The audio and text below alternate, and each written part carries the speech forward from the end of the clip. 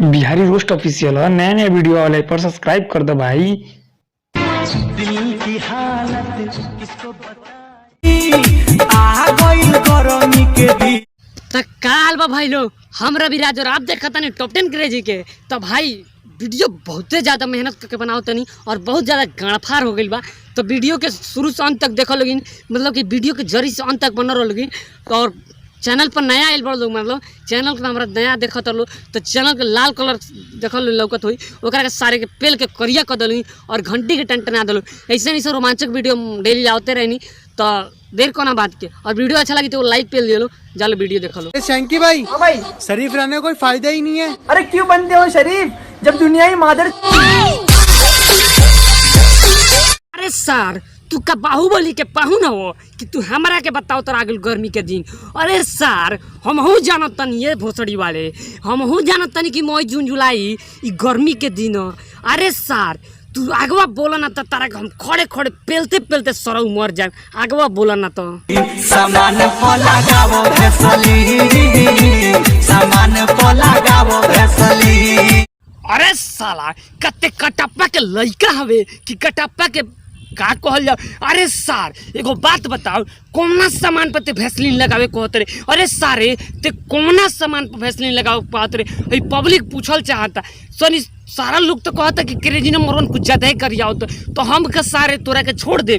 अरे भोसड़ी वाले हमारे एक गो सवाल बा, ते सारे कोना सामान पर लगावे के कहत रे भैसलीन? इहो तो मैं बता दे कर कि ओठ पर लगावल चाहत रे कि ठोड़ी पर लगाओ कहत रे, कहाँ लगाओ के कहते रे? सारे कटापा के पाउन बताओ भोसड़ी वाला ना तो तोरा के खड़े खड़े तो पेलबे करे, पेल के मरियो जाए।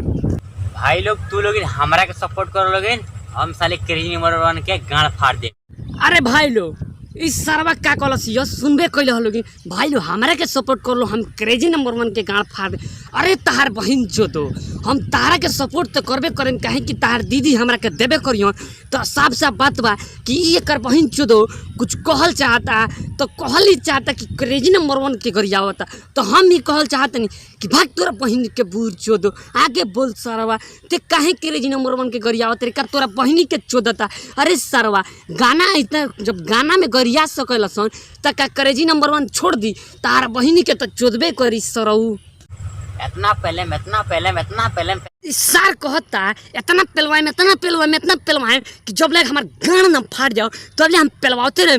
क्रेजी भैया से कहना मी बा कि क्रेजी भैया तू एकरा के काहे नहीं पेलत हो, एकरा के काहे नहीं पेलत? तू कहता हमें रात पेलवाए में इतना पेलवाए, तू काहे नहीं पेलत? तू बस इतना आके कोई दनू कि हम ना पेले, हम तो सार के पेल के इनकर बहनियों के पेले, इनकरों के पेले सरऊ के गरियो। यहाँ तो कसम से कहता नहीं टाइप करो लोगिन और फेमस कर दे लोगिन। अरे तोर बहिन चोदो तोरा के तो हम फेमस करिए दे, बस ते अपना बहिन के एक बार हमरा लग दे दे, या तो गरियावल छोड़ दे साले, या तो अपना बहिन के दे दे, हम तोरा के फेमस कर दे। हम गारंटी लेते तोरा के फेमस करे के, काहे कि हमार दिल आ गइल बा तोरा बहिनी पर। अरे तोर बहिन चोदो क्रेजी नंबर का तोरा बहिनिया के पेलता का सारे किते गरियावत तारे ओकरा के। अरे तोर बहिन चोदो पहले गाना के भाव तो सुन लियल कर सारे, जब गाना में गरिया सकेले सन तो तोर बहिन के काहे ना गरिया सकल से सारे ते क्रेजी नंबर को गरियावत तारे। अरे तोर बहिन चोदो गाना सुन ले रे भाग भोसड़ी वाला का ई गाना हो? अरे सारे भाग तोर बहिनी के बुरी में लाड़ पेलो। देखले सुदी भातार के लिए मंगर के दिन, तारा बहिनी के बुरी में लाड़ पेलो भतार पेलिए मंगर के दिन। कई गाना बढ़िया बा कि तारा बहिनिया के पेलिए मंगर के दिन तार बहिन चोदो, ई गाना बढ़िया बा हो तार बहिन चोदो। तू कहता क्रेजी नंबर कौन कर हमारा तो मन करता कि तार बहिनिया के मंगर के दिन पेले कहता, यही से तू सरऊ इतना खुश बड़। अरे सार ई गाना के भाव तो पहले सुन लियल कर, ओकरा बाद से कुछ बोलल कर। तार बहिन चोदो तू दोबारा कुछ बोलल तो तारा गाड़ी में हमारे गाड़ी में किरकिचई पेलो सरऊ, अमरेंद्र बाहुबली के लड़ावा से पेलो। अरे सार मुतपिया ना ई कमन सारे बात हो गई ले मंगर के दिन काहे पेली सारे? जब तहनी के गरिया सकल से गाना सारे सिंगर हो त का क्रेजी भैया ना गरिया सकलन कि हम ना गरिया सकें?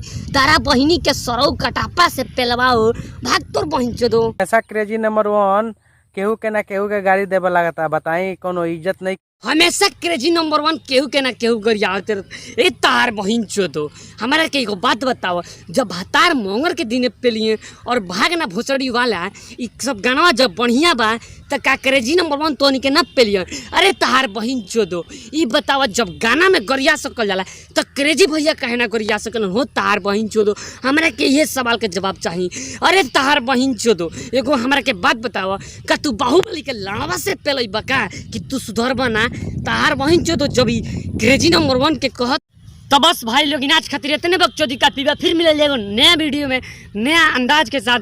तो भाई लोग बता के जाए तो लोग कई बार कहते नहीं कि भाई चैनल सब्सक्राइब ना करो तो चैनल के सब्सक्राइब कर दल। हाँ, और वीडियो अच्छा लागल तो एगो लाइक पेल दिए लो। फिर मिल जाए जानते बड़ लो रोज के तरह। बाय।